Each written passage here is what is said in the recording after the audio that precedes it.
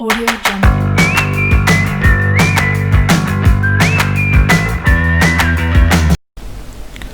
Assalamualaikum warahmatullahi wabarakatuh. Baik, kali ini kita akan coba membahas dari kasus yang sudah saya pernah berikan, yaitu tentang data pembelian barang. Nah, untuk data pembelian barang ini kita akan membuat normalisasi. Kenapa? Karena tabel ini masih terjadi penduplikasian atau duplikasi data. Nah, kalau kita lihat tabelnya, di sini ada supplier itu dibuat dua kali, ya, jadi kan ada duplikasi data di situ. Nah, untuk itu kita selesaikan, dimana kita tahu bahwa tahap normalisasi itu ada 1NF, 2NF, 3NF, dan BCNF, ya.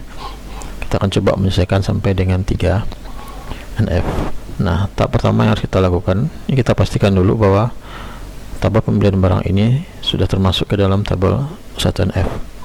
Kenapa dia masuk ke dalam 1NF? Karena tidak ada lagi atribut yang berulang di sini. Nomor faktur, kode supplier, nama supplier, jadi atributnya tidak ada yang berulang. Kemudian lagi untuk data value-nya ini tidak ada lagi yang kosong. Nah, jadi bisa disimpulkan bahwa tabel ini adalah tabel 1NF. Namun tabel 1NF ini belum bisa kita gunakan atau belum bisa kita pakai karena terjadinya penduplikasian data tadi. Nah, untuk itu di normalisasi kita harus selesaikan 1NF ke bentuk 2NF. Nah, untuk menyelesaikan sangat simpel. Nah, kita analisa atribut yang ada, berikut juga dengan data-datanya. Kita tentukan dulu kebergantungan fungsionalnya atau fungsional dependensinya. Oke. Nah, di sini sudah saya buatkan bahwa nama supplier, nah ini ya, nama supplier ini bergantung kepada kode supplier. Kenapa? Ya karena dengan kita mengetahui kode supplier, pasti nama supplier kita ketahui. Ya, itu yang pertama. Yang kedua, di sini ada nama barang, berarti ini sudah ya, ini saya tandai. Oke. Kemudian nama barang bergantung kepada kode barang. Oke, jadi nama barang bergantung kepada kode barang. Oke, yang saya tandai lagi. Nah, sudah dapat dua kebergantungan fungsi di situ, yaitu untuk supplier dan untuk barang. Nah, bagaimana dengan atribut-atribut yang lainnya? Nah, di sini ada tanggal beli, jatuh tempo, kuantiti, harga, dan total. Nah, jadi kesimpulannya di sini atribut-atribut ini bergantung kepada nomor faktur. Nah, jadi seperti itu. Bergantung kepada nomor faktur. Jadi tanggal beli, jatuh tempo. Ini saya tandai lagi. Warna, oke. Nah, ya. Tuh, ya. Jadi dia bergantung kepada nomor faktur. Nah, tapi sebenarnya tidak full dia bergantung kepada nomor faktur. Karena di sini ada tanggal beli, jatuh tempo, ada quantity, ada harga, ada total. Nah, pasti dia juga bergantung kepada barang di sini. Harus tahu barangnya. Kan tidak lucu di situ. Nomor fakturnya tahu, tapi kita nggak tahu barangnya, ya kan? Begitu juga, kita juga harus tahu siapa suppliernya di situ, ya. Jadi tanggal beli, jatuh tempo, quantity, harga, dan total ini dia bergantung kepada nomor faktur dan juga bergantung kepada kode barang dan juga bergantung kepada kode supplier. Nah, jadinya seperti ini. Tanggal beli, jatuh tempo, quantity, harga, total bergantung kepada apa? Kode supplier, kode barang, dan nomor faktur. Nah, jadi seperti itu. Mudah-mudahan bisa dipahami. Nah, jadi dari kebergantungan fungsional yang sudah kita dapatkan ini, maka secara otomatis akan membentuk 3 buah tabel di situ. Ya. Yang pertama ini, ya, kode supplier, nama supplier ini. Ya, jadi kita asumsikan saja ini namanya tabel supplier. Kemudian yang kedua, kode barang, nama barang, ini membentuk juga sebuah tabel. kita asumsikan juga di sini namanya tabel barang. Nah, kemudian yang ketiga, kode supplier, kode barang, nomor faktur, kemudian tanggal beli, jatuh tempo, kuantiti, harga total. Nah, ini ya, kita asumsikan saja di sini tabel faktur dia. Nah, jadi seperti itu. Nah, di sini saya tandai bahwa nih, kode supplier ya, ini disebut dengan atribut kunci atau primary key. Kode barang ini juga disebut dengan primary key ya, atribut kuncinya. Nah, di sini saya asumsikan saja bahwa yang tanda bintang adalah primary key-nya. Nah, jadi seperti itu. Nah, bagaimana dengan yang ketiga, tabel yang ketiga kita ini, yaitu tabel faktur, yang menjadi primary key di sini nomor faktur. Nah, ini. Sedangkan yang kode barang dengan kode supplier itu menjadi foreign key atau kunci tamu. Nah, di sini saya bedakan, di sini nomor faktur. Nah, ini dia ya. Jadi kunci penghubung atau foreign key. Kok tidak jadi primary key? Nggak boleh. Kenapa tidak boleh? Karena kode supplier ini sudah menjadi primary di tabel supplier. Begitu juga dengan kode barang, dia juga sudah menjadi primary key di tabel barang ya. Jadi tidak ada dua primary yang sama ya. Jadi satu primary, pasti satu lagi dia menjadi foreign key-nya di situ. Nah, jadi dia penghubung. Jadi sudah terbentuk 3 buah tabel, maka tabel ini saling berhubungan. Nah, contoh ini tabel faktur akan berhubungan dengan tabel supplier. Nah, bagaimana cara tabel supplier ini bisa berhubungan ke tabel faktur? Ya, caranya ini tadi, ada foreign key-nya. Nah, ini fungsi foreign key penghubung. Begitu juga dengan kode barang. Ya, di sini juga ada kode barang. Jadi tabel barang bisa berhubungan dengan tabel faktur dengan catatan foreign key kode barang ada di tabel faktur. Nah, jadi seperti itu. Ya, mudah-mudahan bisa dipahami. Nah, untuk 2NF sudah kita dapatkan hasilnya. Normal form kedua. Nah, apakah sampai di sini sudah selesai? Apakah di 2NF ini tabelnya sudah normal? Nah, sekarang kita coba analisa dulu tabel 2NF ini. Yang pertama itu tabel supplier. Di sini ada kode supplier, nama supplier.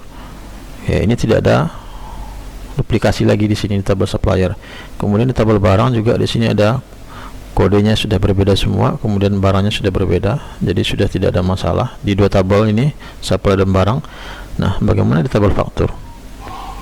Nah, yang pertama kita lihat di nomor faktur ini ada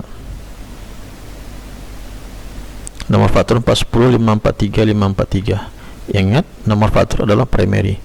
Yang namanya primary itu tidak boleh terjadi duplikasi di situ. Maksudnya data yang sama tidak dibolehkan. Nah, sekarang kita lihat di sini ada 543 dibuat 2 kali. Nah, ini kan fakturnya sama ini. Kenapa tidak dibuat 1 kali? Jadi kesimpulannya terjadi duplikasi di nomor faktur. Dan nomor faktur juga sudah melanggar ketentuan bahwa di primary itu tidak boleh duplikasi. Nah, kenyataannya di situ ada 2 kali terbuat. Nah, akibatnya apa? Ini juga terbuat 2 kali nih. Nah, ini tanggal beli, jatuh tempo, ini terbuat 2 kali. Kenapa 2 kali? Ya karena nomor fakturnya kita buat 2 kali. Otomatis tanggal beli dan jatuh temponya 2 kali juga kita buat, pada datanya sama. Seharusnya 1 kali cukup. Nah, berarti tabel faktur ini masih bermasalah. Nah, kemudian yang jadi pertanyaan, kenapa 2 kali kita buat? Nah, penyebab 2 kali kita buat itu karena ada transaksi barang yang berbeda. Nah, perhatikan di sini ada A01, A02. Ini kan transaksi barangnya berbeda ini. A01 ini apa? A01 ini laptop 16 inci. A02 ini netbook 10 inci. Nah, berarti kan barangnya berbeda. Nah, inilah yang menyebabkan nomor faktur, tanggal beli dan jatuh tempo ini kita buat secara berulang. Kita buat 2 kali. Nah, jadi ini sebenarnya tidak boleh. Nah, jadi yang membuat 2 kali itu yaitu adalah kode barang. Nah, pasti juga kuantiti, harga, total ini juga penyebab terjadinya penginputan data atau pengisian data nomor faktur, tanggal, jatuh tempo. Ini dibuat 2 kali. Jadi yang saya tandai warna kuning ini, nah inilah penyebab terjadinya penduplikasian. Nah itu dia. Jadi kesimpulannya bagaimana? Nah kita masuk ke 3NF. Kenapa? Karena di tabel faktur masih belum, posisinya belum normal ini. Untuk tabel supplier dan tabel barang itu nggak usah diotak-atik lagi, gitu sudah benar. Yang kita harus pecah atau dekomposisi lagi yaitu tabel fakturnya. Nah jadi kita tinggal keluarkan saja kuantiti, harga, total, kemudian kode barang. Nah ini harus kita keluarkan dari tabel faktur, jadi dia akan membentuk tabel sendiri jadinya. Nah jadi seperti itu. Nah kita masuk 3NF. Nah ini tabel supplier, tabel barang kita buat kembali ya, tapi tidak ada perubahan ya, tetap sama. Nah kemudian tabel faktur, nah ini sudah terpecah menjadi 2 ini ya.